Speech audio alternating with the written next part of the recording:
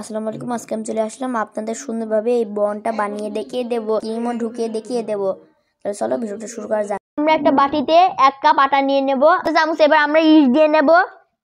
2 table চামচ এবার আমরা চিনি দিয়ে নেব। এবার আমরা 1.5 টেবিল চামচ তেল দিয়ে নেব।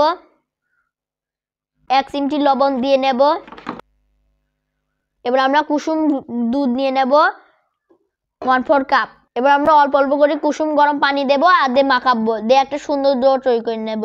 যেভাবে সুন্দরভাবে মাখাতে হবে, অল্প অল্প করে কুসুম গরম পানি দিয়ে একটা ডো তৈরি করে নেব। এটা কিন্তু নরম, খুবই নরম ডো তৈরি করতে হবে। আমরা এর উপরে সুন্দরভাবে তেল মাখিয়ে এই ডোটা তৈরি করে নিয়েছি। এবার আমরা সুন্দরভাবে এর উপরে তেল মাখিয়ে আমরা 7 থেকে 8 ঘন্টা রেখে দেব ফুলাতির জন্য। আমাদের বনটা ফুলে গেছে। এবার আমরা একটু আটা ছিটিয়ে নেব যেন আটকে না যায়। দিয়ে আমরা আরেকবার মাখিয়ে নেব হাত দিয়ে। আমরা বনের আকৃতি দেব আর হাতে তেল মাখিয়ে নিতে হবে, না হলে এটা আটকে যাবে হাতের সাথে।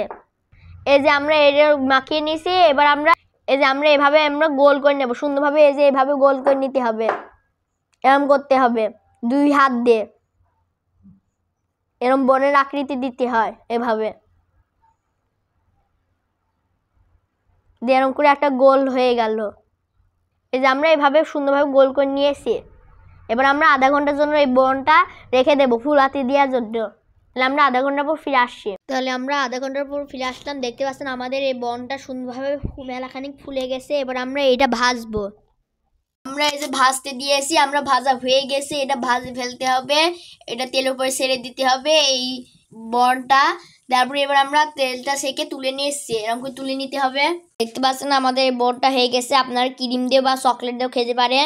এই যে এখান দিয়ে কেটে দিয়ে এর উপরে চকলেট দিয়ে আবার এর উপরে বসাই দিতে হবে, মানে 2 লেয়ার করে দিয়ে বসাই দিয়ে আপনারা খেতে পারবেন। দেখতে পাচ্ছেন আমরা খুবই সুন্দরভাবে ক্রিমটা ঢুকিয়ে নিয়েছি। এই যে এরকম করে 1 লেয়ার কেটে আমরাও ভিতরে ক্রিমটা বসিয়ে দিয়েছি। হুইপ ক্রিমটা বানিয়ে বসিয়ে দিতে হবে এর মধ্যে। ভিডিওটা কেমন লাগলো কমেন্টে জানাবেন আর সাবস্ক্রাইব করবেন, লাইক করবেন, শেয়ার করবেন। আল্লাহ হাফেজ।